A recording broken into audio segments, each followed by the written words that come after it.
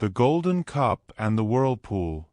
The king went hunting by the river's edge, his courtiers and harem trailing behind in a magnificent procession. They pitched his royal tent beside a stream, and the air filled with songs of celebration and the clinking of wine cups. But this was no ordinary river. In its depths churned a whirlpool so terrible that even whales avoided it. Fish darted past like lightning, desperate not to be caught in its hungry spiral. The very air near it seemed to hold its breath in fear. Even ducks refused to land on its surface, and strong swimmers would not dare approach lest they be swallowed whole. The king stared into the churning waters, his mind turning with a peculiar thought. This is the way of kings. They consider impossible things trivial. They play games with the lives and souls of others, extending their reach into every corner of the world. The king held a golden cup in his hand. With deliberate slowness, he hurled it into the deadly whirlpool. "Whoever among my loyal soldiers retrieves this cup," he announced, "it shall be his." Silence fell over the assembly. No one dared answer. Every pulse stopped beating. All except one young man, who washed his hands of life itself and dove into the whirlpool like a fish leaping from a net. The water pulled him down immediately, holding him like a pearl trapped in an oyster's grip. But the young man did not panic. In the face of overwhelming challenge, he drew upon an inner resilience he never knew he possessed.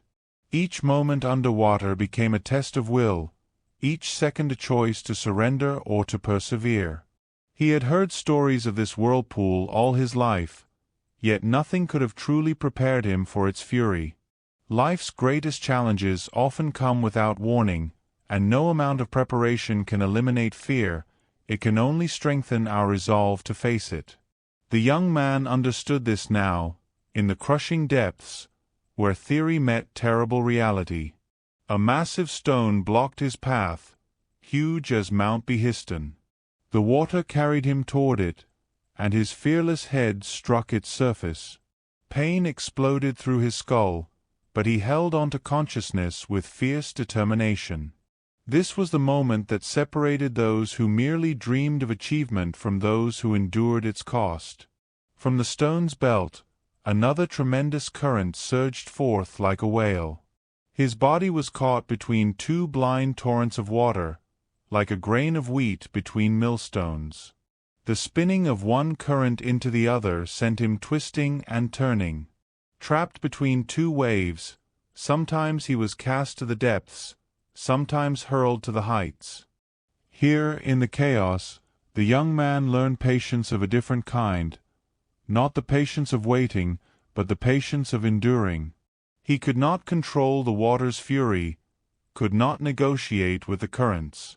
He could only survive them, moment by terrible moment, trusting that eventually the chaos would reveal an opportunity. Though the two forces were separate, they were united in their assault upon him. They pressed his body from both sides until he felt caught in an iron press. His head was caught between them like prey between two hunters. Blows struck from both directions, and oh, how firm was his head to withstand such blows. The young man made do with the minimum, just enough breath, just enough strength, just enough hope. Water above him, water below him, nothing for his feet to grip, nothing for his hands to grasp. Not a single branch, not a single leaf, and no way to even reach death itself. The water kept breaking away beneath his feet, fleeing from him moment by moment. In stripping away everything, solid ground, clear direction, even the certainty of up and down, the whirlpool taught him what truly mattered, the will to continue. Sometimes the water would rise in columns like smoke, ascending from the surface like reeds, then that same column would rush back down, spreading beneath his body like a mat. This going and coming was its constant work, repeated endlessly. He spun around like a spindle, dizziness whirling in his head. And yet, even in this spinning chaos, the young man refused to abandon hope. Hope was not the belief that rescue was certain, it was the decision to keep swimming even when drowning seemed inevitable. Hope was the voice that whispered, "Not yet. Not yet. Keep going." When this water journey pulled him deeper, another stone appeared in his path. A branch of coral had grown from it, fragile, unexpected, miraculous. His life now depended on this small mercy. Life, he realized, often provides exactly what we need at the moment we need it most, but only if we remain alert enough to grasp it. A man consumed by despair might have missed the coral entirely, too lost in defeat to see salvation within reach. He reached out and grasped the branch in his fist, placing his feet on the stone's surface. Beyond darkness and destruction, nothing else came into his view. The surging had grown quiet there, but the silence was worse than the roaring. In this eerie calm, the young man learned to cope with the inevitable. He could not stay on this stone forever. The coral would not hold indefinitely. The creatures circling below would not wait patiently. He must gather his strength, assess his situation, and prepare for what came next. Coping with the inevitable meant accepting reality without surrendering to it. Suddenly, he saw creatures emerging from all around, showing him their teeth, all ready to devour him. The flame-sparking fire of their eyes revealed their intentions. The water shuddered, and a whale-like beast rushed at him, mouth gaping wide. This was the moment of courage, true courage, which is not the absence of fear but the willingness to act despite it. He saw that if he remained on that stone, he would instantly go into the whale's belly. No place to flee, no peace remained. But even facing this terror, he made a crucial choice. He washed his hands of life, but not of the cup. The young man understood that commitment to one's goals must persist even when survival itself hangs in the balance. The cup represented his word, his honor, his promise to rise to the challenge. To lose it would make his suffering meaningless. He guarded the cup as carefully as his own soul and released the coral branch. Before that creature could reach him, God looked upon him with mercy. A wave from the upper section arrived and pulled him back upward. Another wave came from the sea to help, and he was saved from that struggle of ebb and flow.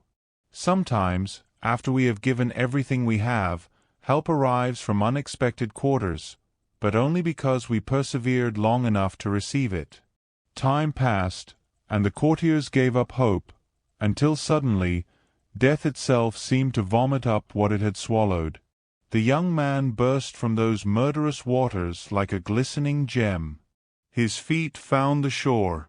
He collapsed, gasping breath after desperate breath, bent over as water poured from his throat like wine from a pitcher's neck. He could have simply handed over the cup and collapsed in exhaustion. He had earned that right.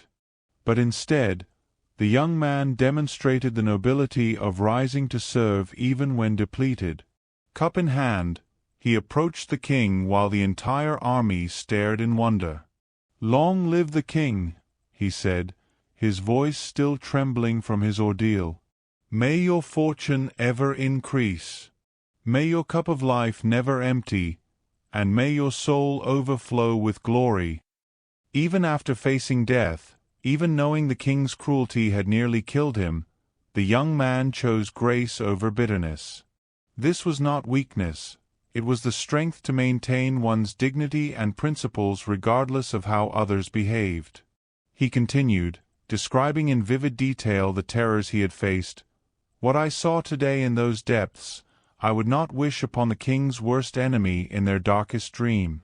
The terror of that water aged me. Death itself delayed my dying out of fear. When death saw where I had fallen, it was too frightened to approach. It saw that where I was, there was no proper place, no place where even death itself dares to set foot." By sharing his experience, the young man transformed his ordeal into wisdom for others. He did not merely survive, he bore witness. His detailed account served as both warning and testament to what the human spirit could endure. He spoke of the massive stones, the crushing currents, the creatures with flame-sparked eyes, and the coral branch that saved him. Thank God that fortune closed death's mouth. Both my life and the king's cup were saved. The king, moved by royal compassion, called for his daughter. He commanded that she fill the cup with wine and serve it to the young man with her own hand. The young man took the cup from the princess's hand. His spent life began anew. In that moment, as their eyes met over the golden cup, something deeper than gratitude passed between them. He saw in her not just beauty, but compassion, the kind that recognizes suffering in others and moves to ease it. The princess, for her part, understood the true cost of what her father demanded so carelessly. She had watched the young man disappear into the whirlpool, had counted the agonizing minutes of his absence, had seen him emerge transformed by his ordeal. Compassion is born from truly seeing another's struggle. But fate had other plans. Fate turned the cup of joy upside down. What the young man drank was not wine. It was the poison of death he tasted from the princess's hand, though she knew it not. The king, pleased with this spectacle, repeated his royal command. Once more, he threw the cup into the sea and fixed his gaze upon the capable young man. "If you bring madness upon yourself again," he said, "and bring the cup back from the whirlpool, I shall give you another cup as a gift to your soul, and I shall also give you my daughter." The faithful man had long held in his heart a desire for the king's daughter, but had never dared speak it to anyone. He had no choice but to keep the secret hidden. 4 years, he had prepared himself in advance, not knowing what opportunity might arise, strengthening his body and spirit, making himself worthy of what he desired most. When he heard this heart-stirring promise from the king, every lesson from his first descent flashed through his mind. The resilience required, the patience needed, the courage to face the inevitable, the necessity of making do with minimal resources.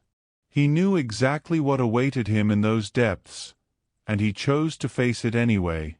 This was the ultimate test, to take on a challenge not from ignorance of its danger, but with full knowledge of its terror, driven by something stronger than fear, love.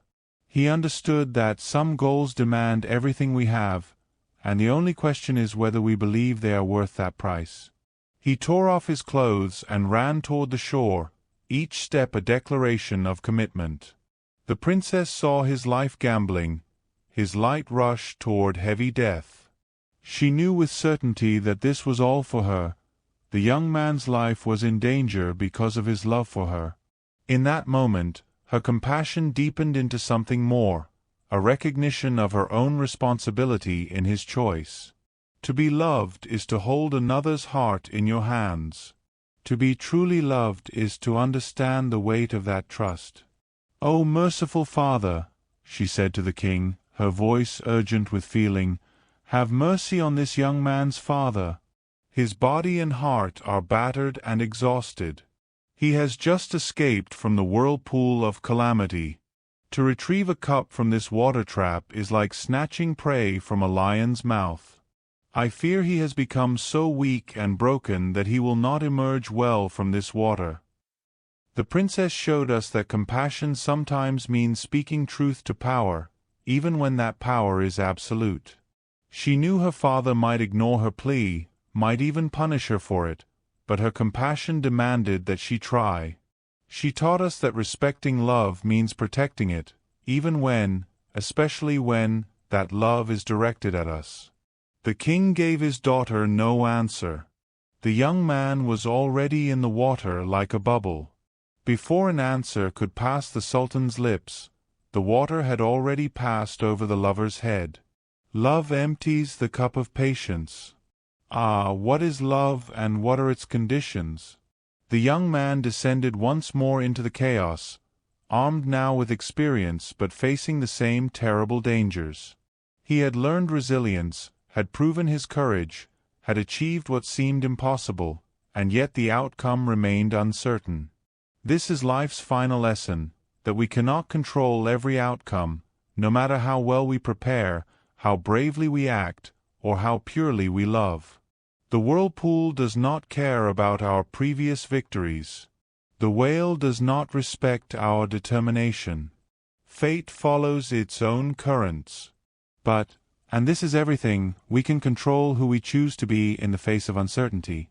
The young man chose to be resilient in the face of overwhelming force, patient through chaos and pain, courageous despite knowing the danger, committed to his goals even at the risk of his life, hopeful when hopelessness would have been easier, dignified in both success and suffering, and loving with the fullness of his heart.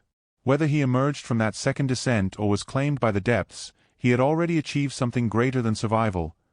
He had lived with purpose, loved with courage, and faced his challenges with every virtue a human heart can hold.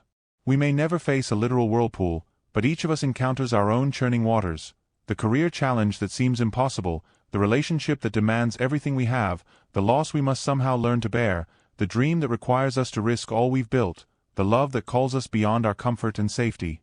When we face these moments, may we remember the young man and be resilient when life pulls us down, patient when surviving the chaos is the only victory possible, courageous in the face of our fears, committed to our goals even when the water tries to tear them from our grasp, willing to rise and serve even in exhaustion, prepared in advance for the crises that will come, able to cope with what cannot be changed, content to make do with the minimum we need, compassionate toward the struggles of others, respectful of love in all its power and vulnerability, and above all, hopeful. Hope is not naive optimism. It is the defiant belief that meaning exists even in suffering, that love matters even when it costs everything, that the struggle itself gives our lives dignity. The young man dove into the whirlpool twice. Once for duty, once for love. Both times, he chose the dive. And in that choice, in the very act of striving against impossible odds, he became more than he was. That transformation, not the outcome, is the victory. That is the lesson the whirlpool teaches.